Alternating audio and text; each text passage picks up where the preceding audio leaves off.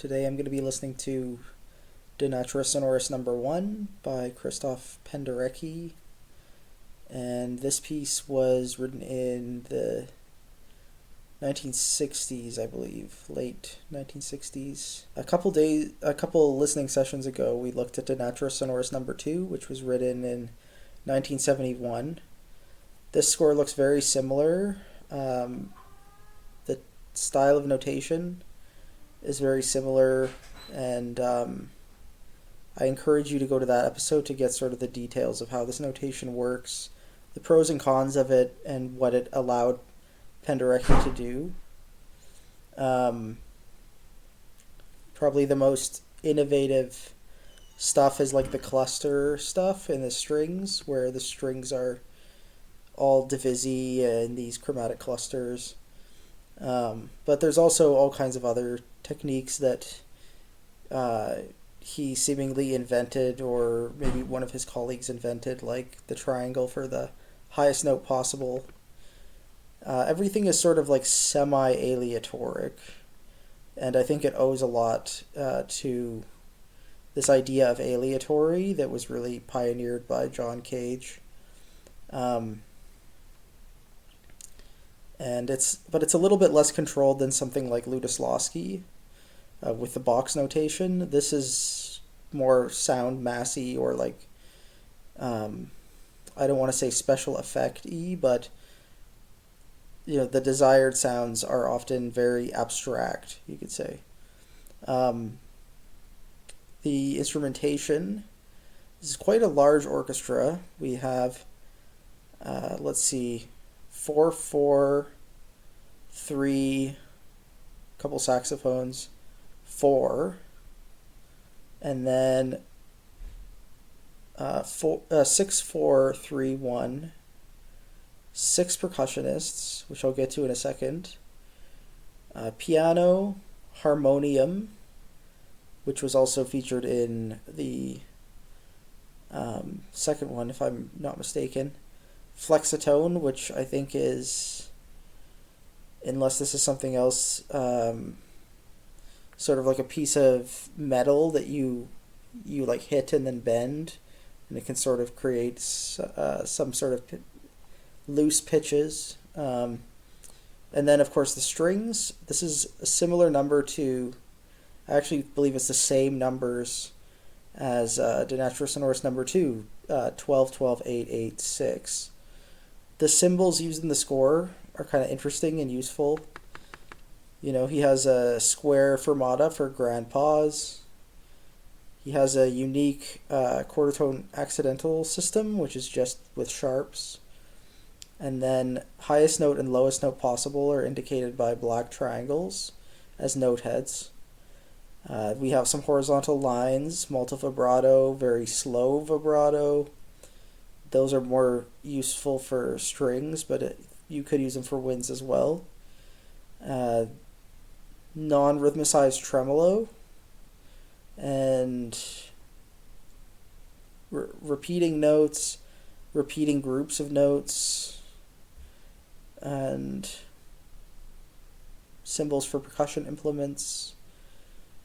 This one I don't think we saw in the second one. So irregular bow strokes, so the whole string section is like not bowing together, they're just up bowing and down bowing sporadically. This overpressure notation, which was also in the second one. This playing between the bridge and tailpiece stuff, which was also in the second one.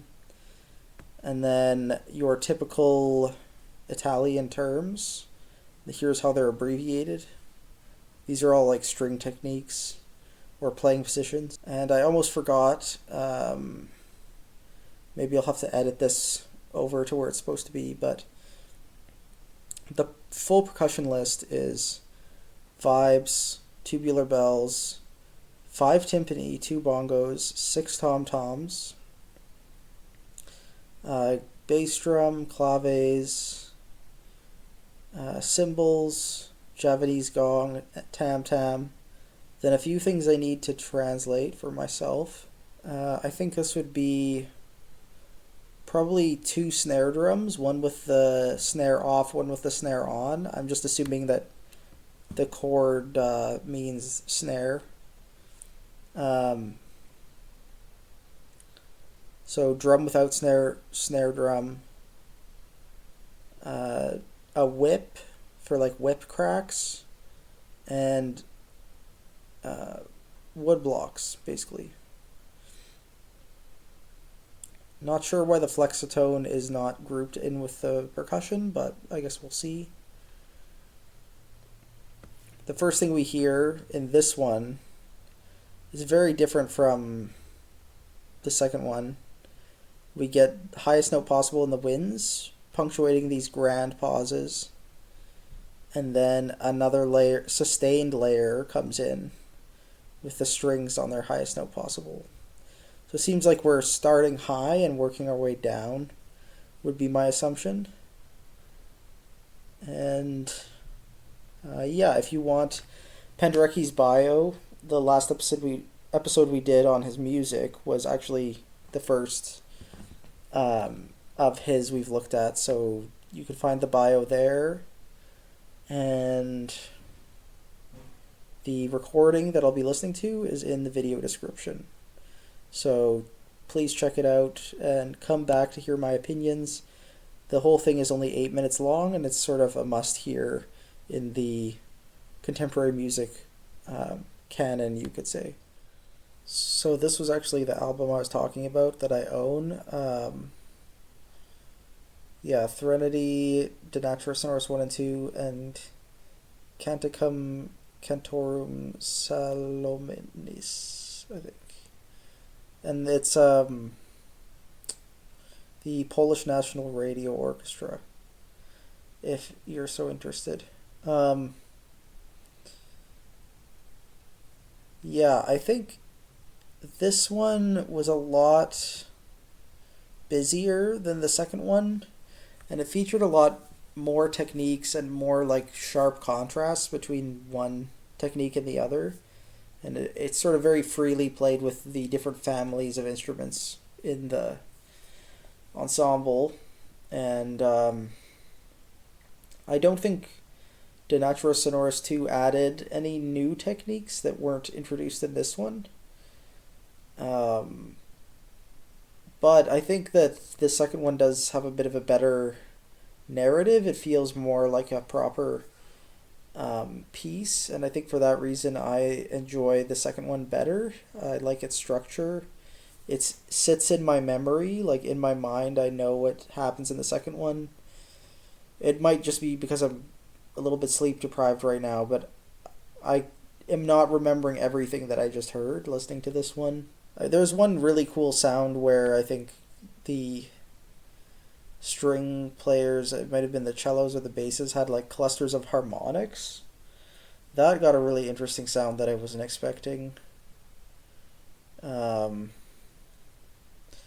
the opening, I think it's kind of interesting that he has like these layers in the strings. Like he has this high violin unison stuff, and then the violas kind of sit underneath with this cluster. As for like which one should you share with people, or like for example students, I think this one, if you want them to do sort of like a creative project with the same techniques, this is like a sort of catalog of different ideas, so it would be a good one to share. If you just want to give them something on a listening list that they'll remember and will have an impact, more of an impact on them, I would recommend the second one.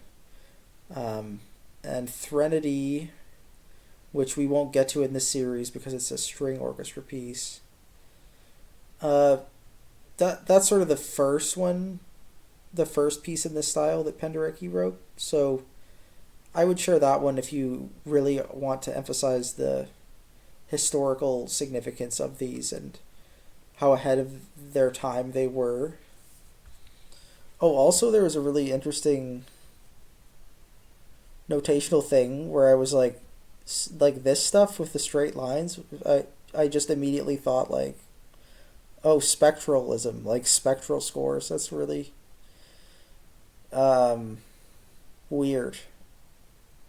Like this it looks like it just came out of a spectral piece or something. But this is of course contemporaneous, but earlier. Like late '60s, early '70s. So this was cutting edge stuff at the time, and it influenced other movements in other parts of Europe. So that's also something interesting about it. But yeah, it was like a bunch of good ideas one after another with no real thing holding them together. And so yeah, that's my thoughts on that one. As for next session, and don't get me wrong, I'm glad I revisited it. I'm not as familiar with this one, to be honest, so I think it's good that I have an idea of what it's like. Next, we might be looking at some George Crumb, and that would be our first George Crumb score.